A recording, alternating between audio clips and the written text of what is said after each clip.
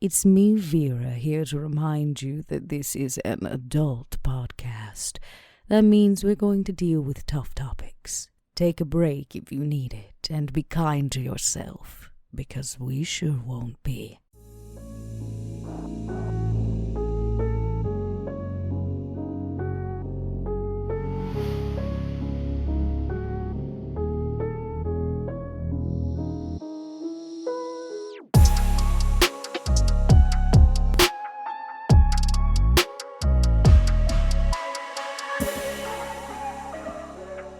Hello, everybody, and welcome back to Cracked Crown Episode 14, a Vampire the Masquerade 5th Edition podcast. As always, I am your storyteller, Mike Martin, joined only by a singular player today, Jason Charles Miller, aka Robert.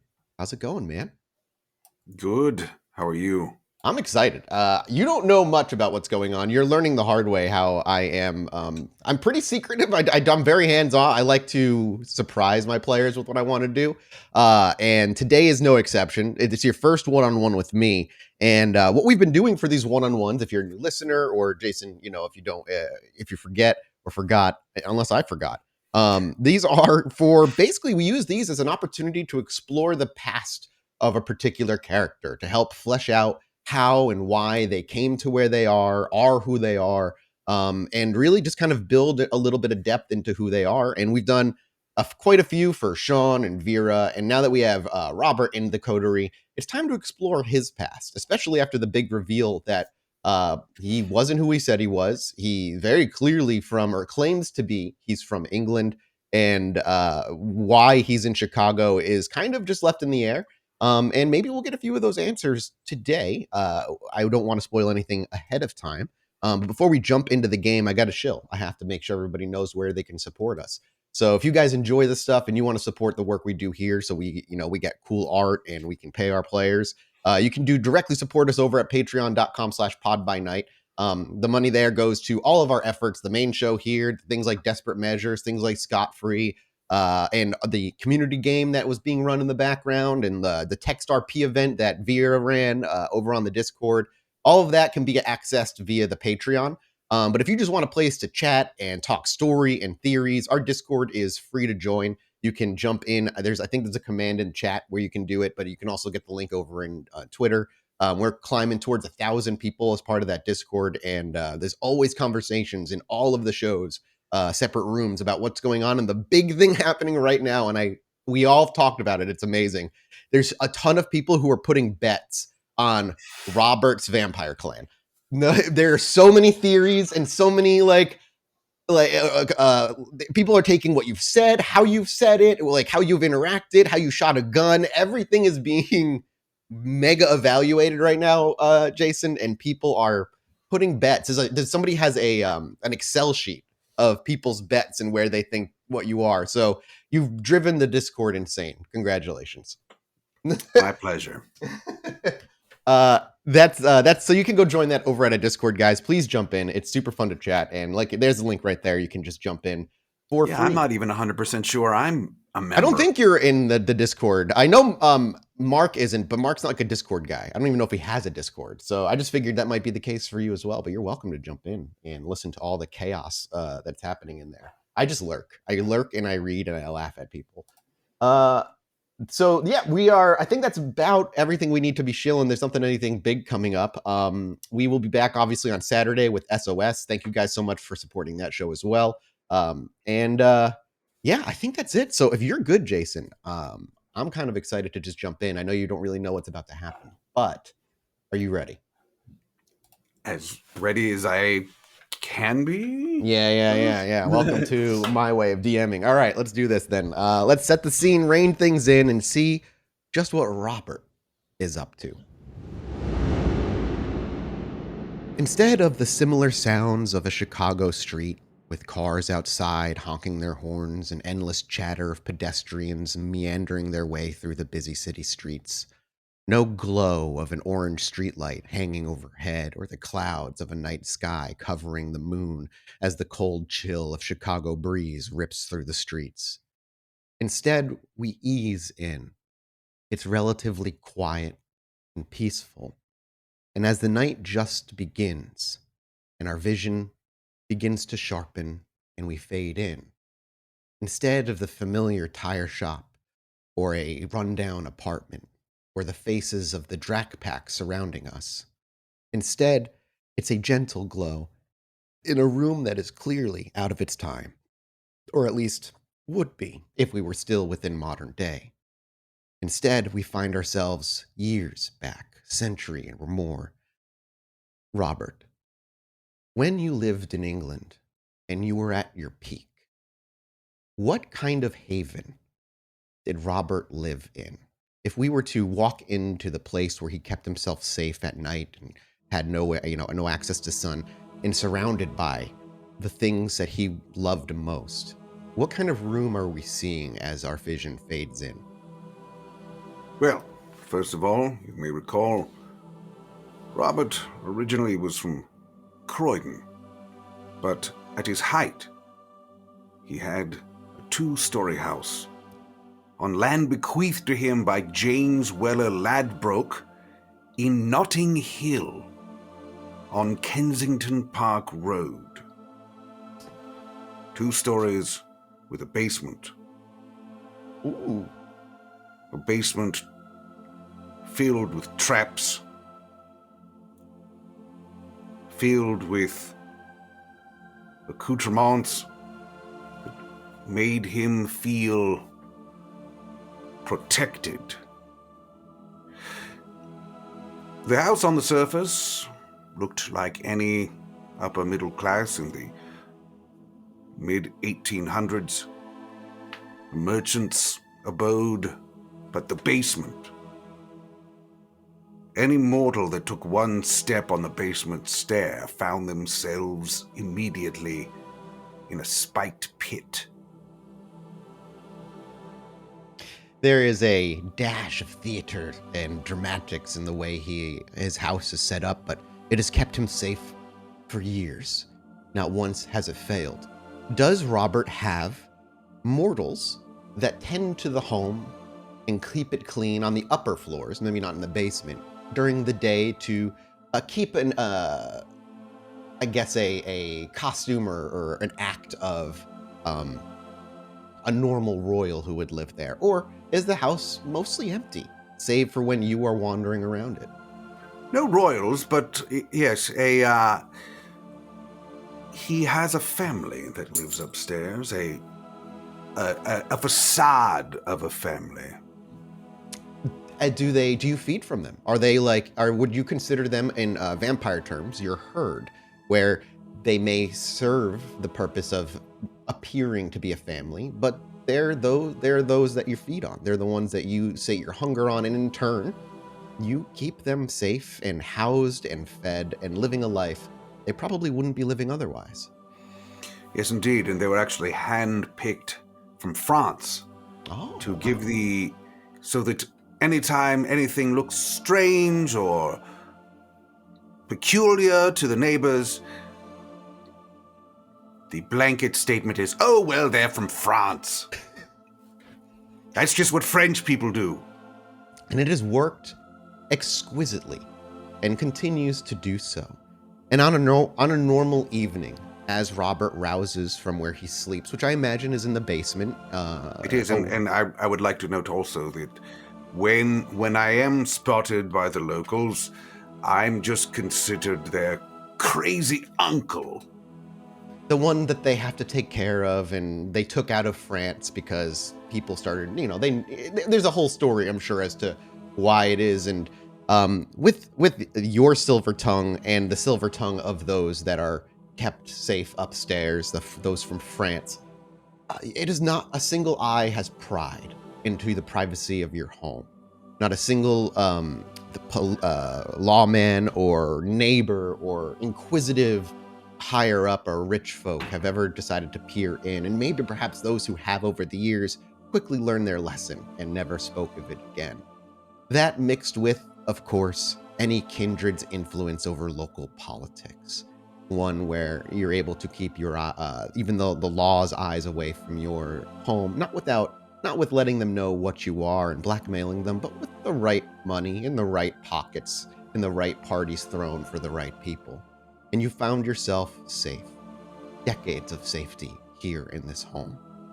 And as you walk up the stairs and open the door and are greeted with a warm smile by the woman who is your sister, quote unquote, we see at this family, as I paint this picture in my mind still, it is a family. So we imagine a husband, a wife, a child. Do we have any children upstairs, or is it simply adults? 2 teenagers. 2 teenagers. Are we talking 18, 19? Are we talking like 14, 15? Whereabouts are they in their age? 16, 17. Okay. And does Robert have a preference on who he likes to feed on? Any of the 4 will do. They've been handpicked for the deliciousness of their blood. So every day every night as you rouse and walk up the stairs and exit your basement, one of the family members is always there, as instructed, waiting for you. And by the way, they were cast by me. They are all 4 from France, but none of them were actually related. I handpicked them one by one on various trips to Paris. I imagine you found any excuse to go on trips when you could. Absolutely. Did you enjoy travel? I enjoy travel. I enjoy immersing myself in other cultures to learn all that I can. What I don't enjoy travel to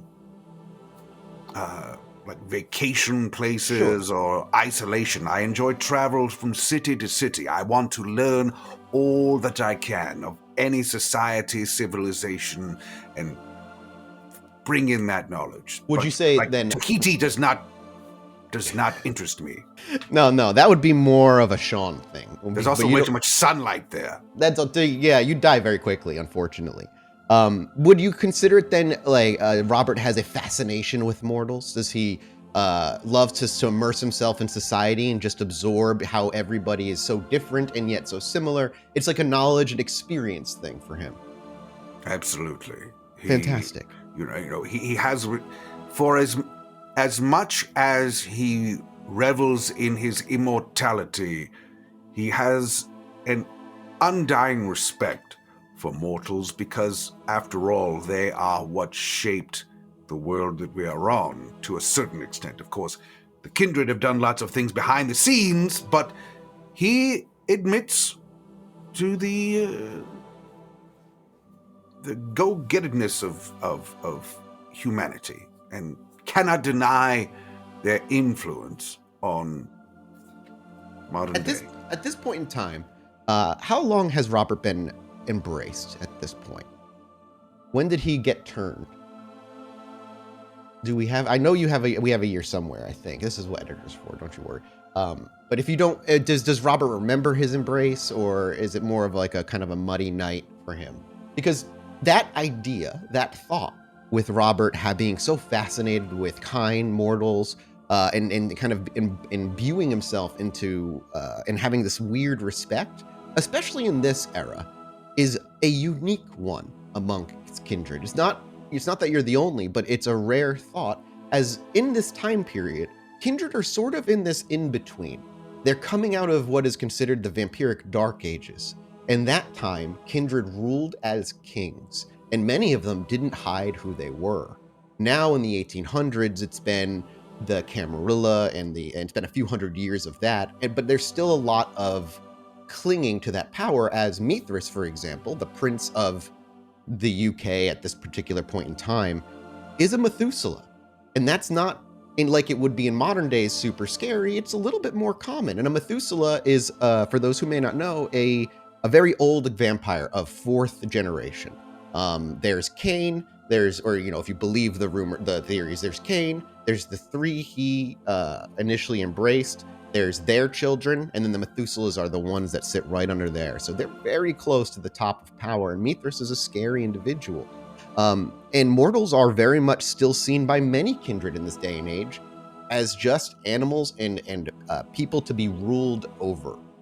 They should be, it's just the realism of the Inquisition really put the Camarilla, formed the Camarilla, and they've kind of lived this way ever since. So point is, Robert has a very unique mindset, and it's not like you're 400 years old, so you would be considered relatively young, even if Yes, you are. I respect their ingenuity. I Mhm. respect the things that they have done without our help. Mhm. At this point, if we are talking 1868, Yes, sir. which is when I left England for America, I will only have been a kindred for about 60 years. Yeah. So 1828 would have been my Yeah. time of So, embrace. yeah, it after 60 years, you find yourself successful. It all makes sense. However, you're still young enough in kindred terminology where this new thought of respect and this weird respect for humans is unique. And there are many a kindred I'm sure you've had plenty of conversation and debate with as you've, in your kindred life about why you see them as you do and so on. With I that in mean, mind, don't yeah, please. remember in my mortal Immortal life, I was a representative You were. of Croydon South, and I was an OBE and a member of Parliament in the Does early 1800s. Therefore, my respect and knowledge of humanity, I believe, dealing with members of society, members of the community every single day, I couldn't just abandon that once I was embraced. And that makes a lot of sense. Something you've learned in your kindred life is that most people within the government are controlled in some way by kindred, but usually from afar. Very rarely are they plucked from their positions of power and turned to kindred because you lose a lot of their ability and usefulness. You no longer can serve on parliament. You now have to have this whole secret life. They can't meld you or mold you or use you the way they would. Does Robert, and this is why I love these one shots, does Robert hold any a grudge? Does he hold a hostility for that life being taken from him? Was being turned something he was given the choice to do, or was it imposed upon him? It was certainly imposed upon him. Mm, Does he hold a grudge? I yeah. think not. I No, not right think now. that he, as in his mortal life, he understood the mercuity of being a public figure, knowing even then in the early 1800s, one day you're hot, the next day you're not. One day you're in, the next day you're out. Therefore, it may have been, although forced upon him, somewhat of a relief that his responsibilities now shifted to something more internal. His responsibility was now for survival Mm. rather than for the protection of an entire district of people. Do you understand what I'm saying? I do understand what you're saying, and I find it fascinating, and I not necessarily totally out of the ordinary to find relief in this new life before the realization of how petty politics still carry over into the undeath of it all. And as with these thoughts and this history is kind of playing by us in brief glimpses and shadowed conversations, we can hear the creaky wood steps as Robert slowly ascends the stairs from the basement up to the door. And as you open the door, as always, one of the family members is awaiting for you there. On this particular evening, it is the woman that plays your sister, Lady Edith. Lady Edith smiles and she holds a few pieces of paper. She walks over, but wordlessly, as she always does, and as all the family members do, before any conversation is had, they offer you their neck. Do you feed? Or are you fine this evening? We don't need to roll necessarily because this is, one shot from back in the day, but you are welcome to rouse check if you'd like to see if on this evening Robert got hungry trying to wake up. Oh, he does love to eat in the morning. So And fair. He might not even be hungry. The taste of blood itself is just an intoxicating feeling. And so, without question, we watch as you simply walk up to Lady Edith and gently bend down and sink your fangs as they protrude down from your gums, covering the fronts of your teeth. And as you sink your teeth into her flesh, a small gasp as the kiss happens to her. And in this kiss, for again those who may not know, when a vampire feeds on a human, all with the exception of 1 or 2 clans, it is an ecstatic feeling for the human. It is pure ecstasy and joy. It feels exceptional. And as long as you only take 1 dot of hunger from her, she'll be okay. She'll talk. She might be a little tired for the rest of the night, but she'll be fine. If you take 2, it'll be like somebody who got blackout drunk. They'll have a hard time waking up, but they'll be okay. It's 3 and 4 where life-threatening, where their lives can be threatened, starting to come in. But like you said, you simply like to eat in the morning. I imagine you just take a minimal amount and enjoy the taste of her blood. Or do you go further along? Do you just take 1, or do you go into like the 2 area? I'm just having a small breakfast. A small breakfast, as it were. And her blood this morning is exquisitely sweet as it trickles down the back of your tongue, rolling across it like a fine red wine with a bit of a thicker, viscous feeling. And it slides down the back of your throat. On this evening, her blood has a sweet tinge to it. And something that you may not know, Jason, but your kindred would know, is that blood has something known as resonance. In resonance, it means it can carry benefits mechanically for things, but it does change the way the blood can taste in one's mouth. And a sweet flavor typically means, at the very least, a good mood. Maybe she's feeling joyous this evening, or something's going well. She's just not in a bad one. And as that sweet flavor rolls over the back of your tongue, you retract your teeth and lick the wound to eliminate the 2 puncture marks as they were. She opens her eyes slowly with a few rapid blinks as you give her a moment to kind of come out of it. And as she does so, she thanks you for feeding off of her on this evening, as all of the family members do. After a few moments of her gathering her wits, she smiles and says, Lord, not many messages today, but, and she reaches for a piece of paper, a single message from one of the local barons, a baron by the name of Willoughby de Brook. He's looking to have a feast with you in a fortnight's time. As you think of the name, it's a baron, a local lord, a decent distance away. You've had menial discussions with him, nothing terribly fancy, and he is one that enjoys throwing a feast every so often, and you've had many an invite as he does, and I don't know if you've ever gone, but even if you haven't, the invites always come. And it's been about a month since his last feast, so it's about on time for him to send another invite. And as Lady Edith looks up to you, shall I tell her? Shall I respond to him with a positive, or should I tell him you'll be busy that evening? Well, I missed the last 2. If I miss this 3rd one, I may not get another invitation, and he may feel besmirched in some way. Therefore, tell him I shall attend. She just nods emphatically as she hands over the letter to you, the invitation to you. I'll write tonight, and I'll make sure the letter goes out by morning. There's not a lot happening around the villa today. Is there anything I can take care for you tonight, sir? No, I feel like I'm just going to go on a stroll tonight. You do love your strolls on fine weather like this evening. Would you like company? No, I think I'll go alone. Is everything all right? I feel a change in the air. There's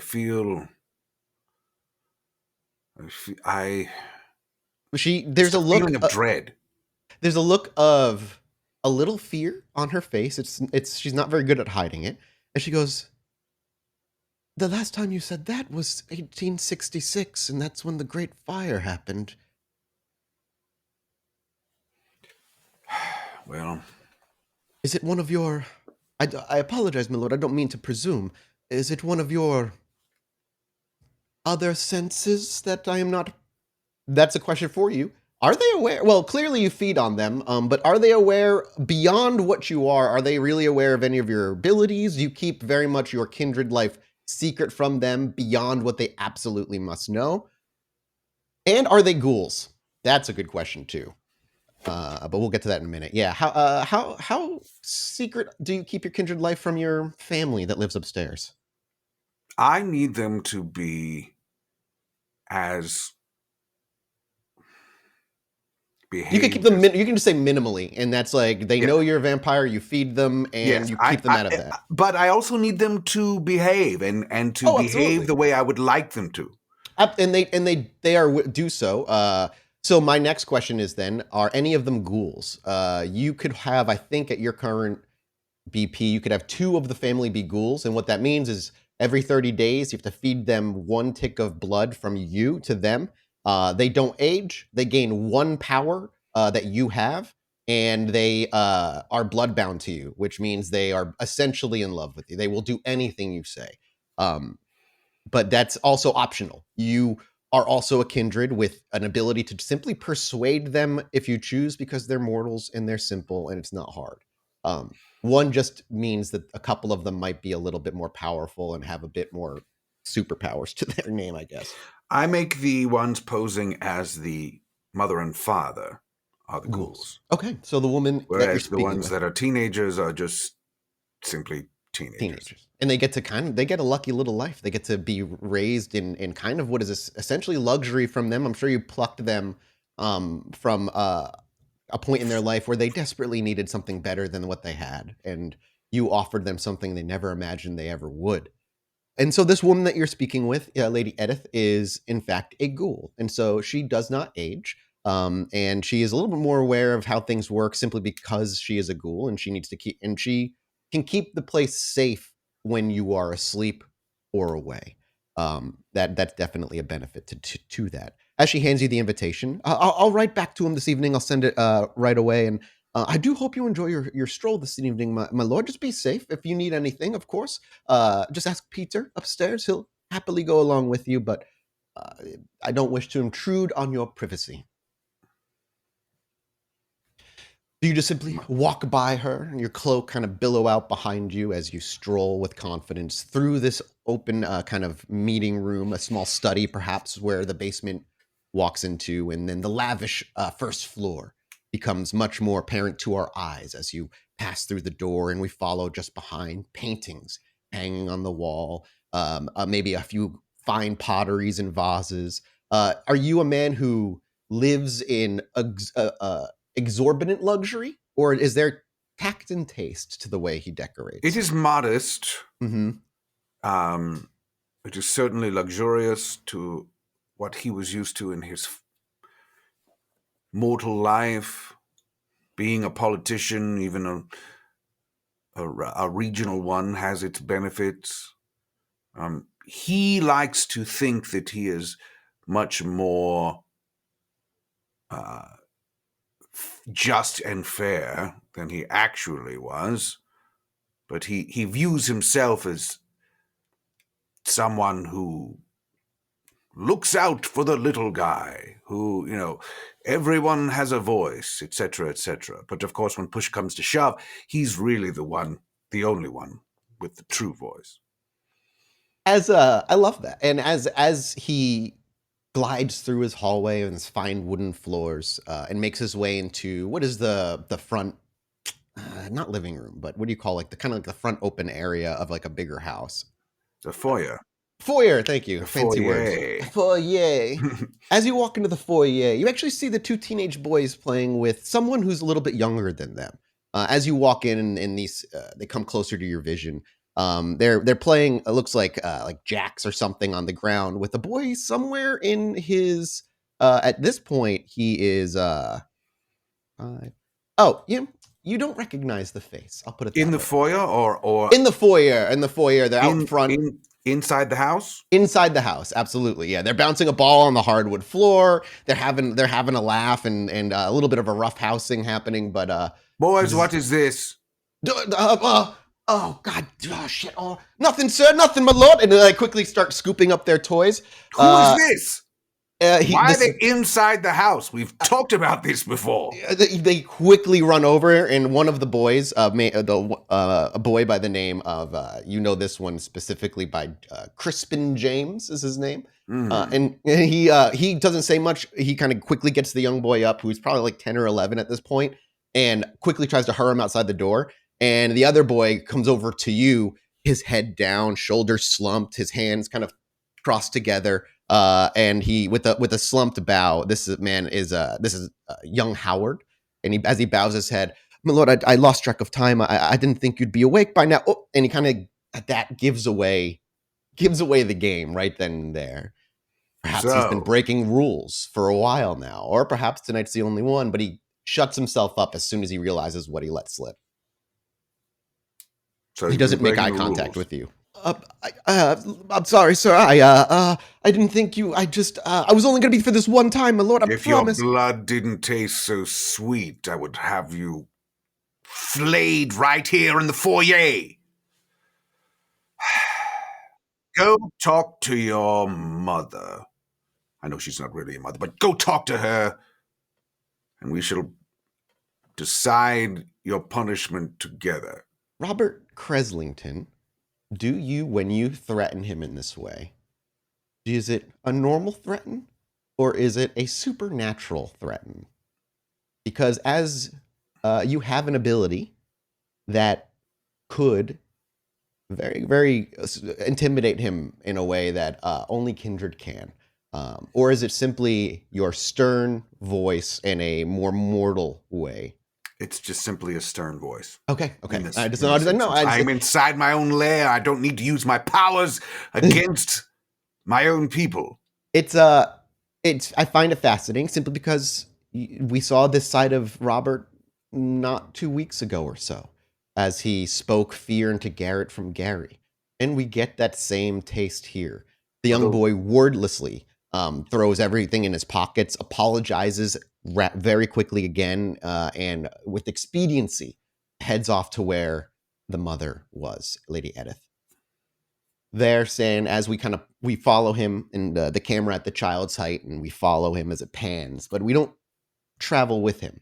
We see him goes through a door as it shuts, and it pans back more like at shoulder height of Robert as we look up to him, his head turned, gazing over at the door as it closes. And as it turns, our vision snaps to the front, and he's alone in this foyer now. At this moment, as he gathers his senses and his thoughts and takes a deep breath, do you immediately head out for your walk? I do. As you stroll toward the front door and you reach down to open it, right before your fingertips graze the brass metal, there's a at the door. Do I sense anything? Go ahead and give me a wits awareness. One success. With one success, it's hard to tell. You don't feel anything. I don't think you have sensed the beast. And with that, yeah, it's a knock, and it caught you by surprise. It would catch anybody by surprise. You don't have people who visit and knock. Very well. I answer the door myself. I was going to say, do we see Robert? Does he prepare or anything? Does he feel like he needs to be safe, or does he simply, with confidence, open the door? I confidently open the door. And as the door swings wide, at first, how tall is Robert? 6'2". The figure in front of him is, by contrast, much shorter, around 5'7" or so. And it's hard to tell immediately who this person is, as they have an elegant but plain-looking cloak pulled all the way over to their head, and they are shorter than you, and they're looking down. Their shoes and their leggings and attire are all very plain and do not stand out at all. It isn't until the voice falls from this person's throat that you recognize this person. This is Lady Catherine, a woman of rather strong repute among kindred and kind alike, and more importantly, your sire. Your relationship with your sire, out of curiosity, I'll let you explain. How is Robert's relationship with Lady Catherine, his sire? There are a wide array of different relationships with sires. Some are best friends, others are lovers, others hate each other, and anything in between. So, how do you see this? I deal with her the way I feel helps me survive. I deeply, to my core, hate her. But on the surface, I never reveal that. And I always am the most humble servant I can be to my sire. But just under the surface, a fire burns. And over the many decades of playing nice with your sire, the one who brought you into this life unwillingly, the more you learn that she feels entirely opposite. That your hatred for her is one way, and that her desire for you, at least in your mind, has been twisted to some sort of what she considers love. And while everything about her you dislike, your ability to keep that hidden under the surface, to remain professional, and to play along because your survival hinged on it, convinced her that you feel the same about her that she does about you. And in that, you've manipulated a manipulator. She keeps you safe because she believes that you enjoy her company as much. You both are very busy. Regardless of how you feel about one another, seeing each other is still a rare occurrence. And seeing her appear at your doorstep has never happened before. And as she pulls back the hood to show her delicate white face, very pale, and some with brown eyes, she looks up to you with a open look of concern. And she simply says, "Robert, I'm sorry for arriving so abruptly, but I would like to have words, if you don't mind, and preferably not where there are ears." My lady.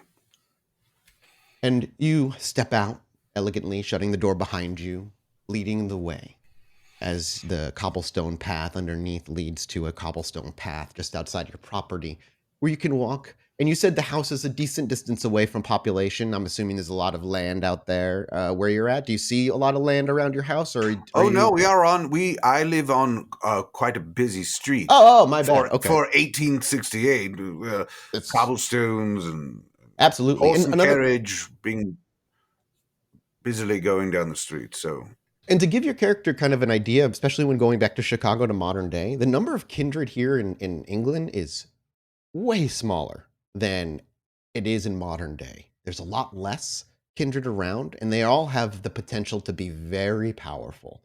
Many of them are, but you're all kind of that way. Your age allows such things.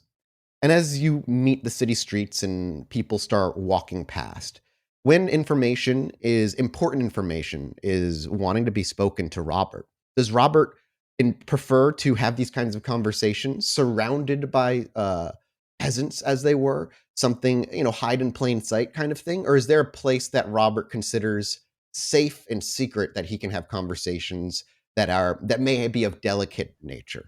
Well, we enjoy, because I live near Kensington Park, I suggest that we walk to the park. A park at night. From where you're at, you obviously need to, do you take a horse and carriage, or do you walk? I live on Kensington Park Road. It's just a short Jesus. walk. Okay, so you're just right there. You could see it outside of your windows. So as you step out into the streets and you mingle through the crowd, it doesn't take long until eventually you peel away, and Kensington Park is kind of there to greet you at this late hour as as the moon continues to rise in the night sky. Unless you say anything during this small walk, Lady Catherine keeps to herself. She speaks no words, which you also find odd, as Lady Catherine is quite a gossip. She enjoys to exchange rumors and information of things that she may have come across, both valuable to you and pointless to you. She seems to hold value equally to things that simply entertain her and things that could sway the political landscape here out in the UK among kindred. So to have her be silent this entire way perhaps strikes Robert as odd, but it doesn't mean he'd speak. If he'd stay silent, then he stays silent until eventually you enter the park. And as the people become less and less, and you find yourself amongst the flowers and silence, other than the noises of what little wildlife, squirrels or what have you, wander around still, she stops, and as she stops, you maybe take a few extra steps forward before you realize it. And she turns to you, or you turn to her. She pulls her hoodie back, her hood back just enough. But she got a hoodie in the 1860s. Traveler. She has a hoodie. She's not a bruja, okay? She can't time travel. She looks to you, and again, she is a master of manipulating her emotions.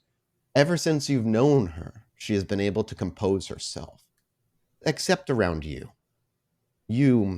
There's a safety and a vulnerability she's felt, and you've known this now for quite some time. And the look of concern on her face, genuine as it is, may be a cause of confusion for Robert. But do you say anything to her first, or do you let her speak? How would Robert go about initiating this conversation? And it may seem like a small detail, but it just helps me understand Robert and how he thinks. My lady, you're not yourself this evening. She shakes her head as she takes one little step closer to you. I apologize, my boy, I am not. The past few nights have been busy, and the things I have learned have frightened me. Are you okay? Has anything happened to your home, to your people, to those you trust? Everything appears to be as it always has. She nods. I am glad to hear that. Because tonight, Robert, I'm going to ask something of you that you have every right to say no to. But I'm going to beg you to do it anyway. Leave everything you have here behind and forget about it. I've chartered a boat heading to the New World. Well, it's not so new anymore. Time just passes so quickly. And I'm going to send you there to live for a time. England is Mithras has been missing. Our dear prince has been gone for a while. And he is returning. And if my information is correct and my sources to be trusted, he is furious. His kind and ours don't exactly see eye to eye. And I fear he may come looking for you for actions I may have done. What? What actions? That matters not, and the more you know, the more danger I put you in, my son.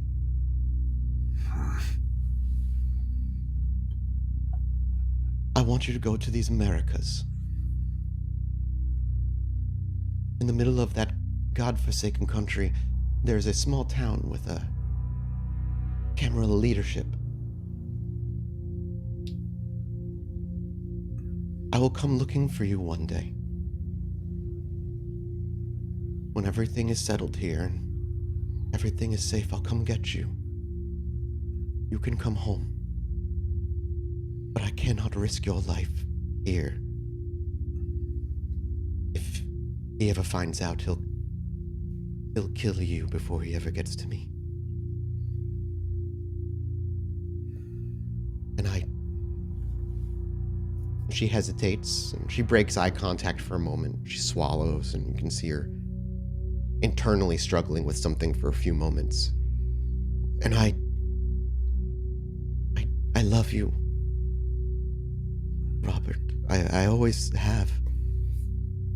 And if my actions mean your existence ends, I will never forgive myself, and I will walk into the sun to greet you on the other side. Your family will be taken care of. I will try to keep them safe. And if you stay, that is your choice, but I cannot promise your safety or theirs. Is this a direct order from my sire? She laughs. You have been free of my command for over 3 decades, Robert. I do not give orders. I simply request, as somebody the only person who loves you truly.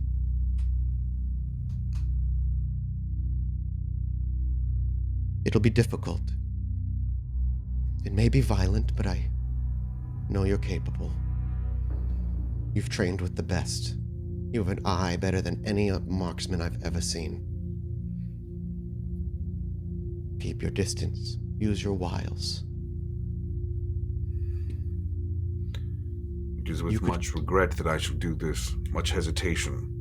And as you agree, the look of relief rolls over her entire being. Her shoulders loosen. Her eyes are widen, and there is a look of, you don't want to say happiness as she's not smiling, but she's relieved. I have to know, do you love me too, Robert? Am I a fool? I've been called a fool by so many, but we could do great things together when I come back for you. When I see you again, I shall give you my answer.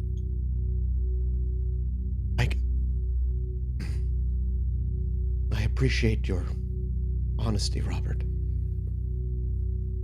Whatever you hear about happens out here, no matter when you hear it or how you hear it, do not let it tempt you to return. Do not return until I come looking for you. It is going to be violent, I fear. With his return, an iron grip comes with it. And I don't know how long those of us who see things differently can exist under those conditions. And then, of course, there's those who claim anarchy and those who are nothing more than monsters claiming to serve the Sword of Cain, and their numbers rise and push back against the Camarilla. I am sorry. If I had known in a few years' time after bringing you into this world, I wouldn't have done it. You would be safer as a human, but it is too late now. We cannot change the past. We cannot. But we can change our futures. And there's opportunity out there for you that you can't have here. That the power systems are already set up here, but in the new world, they're still fluctuating. They're still being built.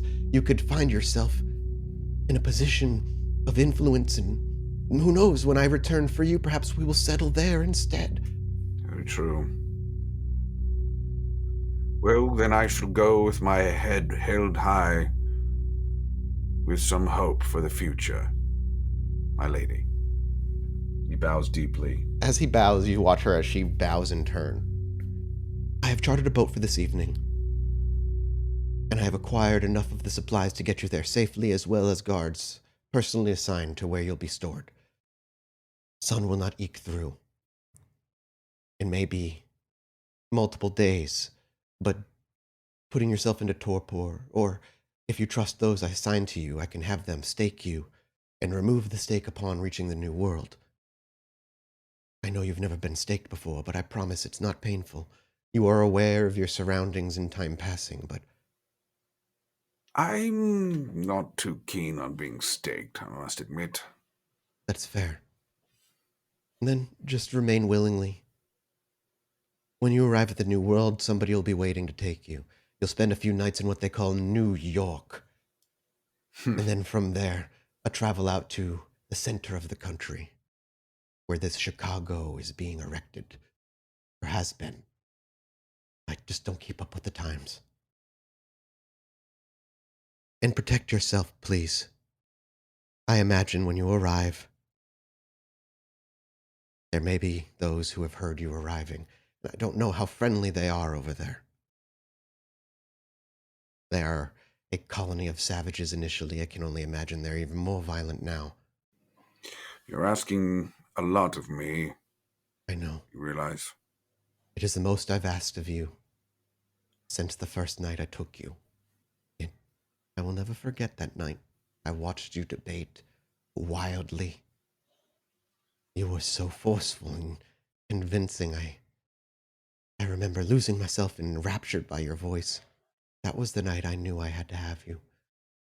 And Robert thinks under his breath, but silently to himself, Of course. if only I had given a worse speech that night. Maybe I would be at peace now. And perhaps his eyes break from her for a moment as those thoughts quickly pass through his mind, and we can hear them as the viewer. Before long, they return to her, and she looks up to you. I have a gift for you.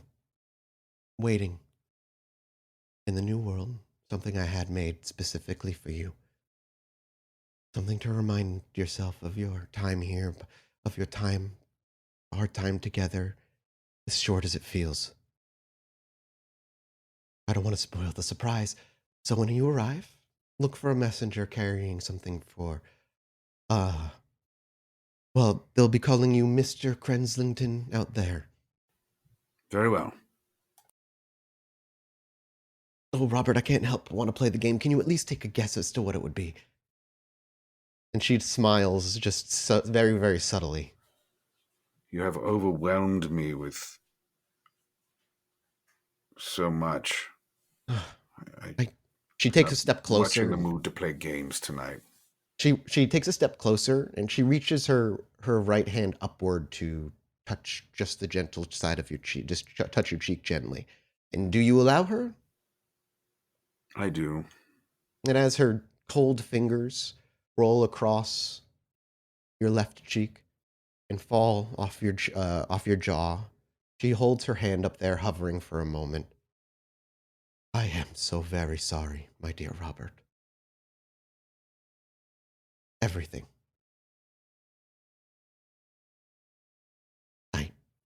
And she looks to you and locks her eyes. And can I get a wits insight check? With a 1.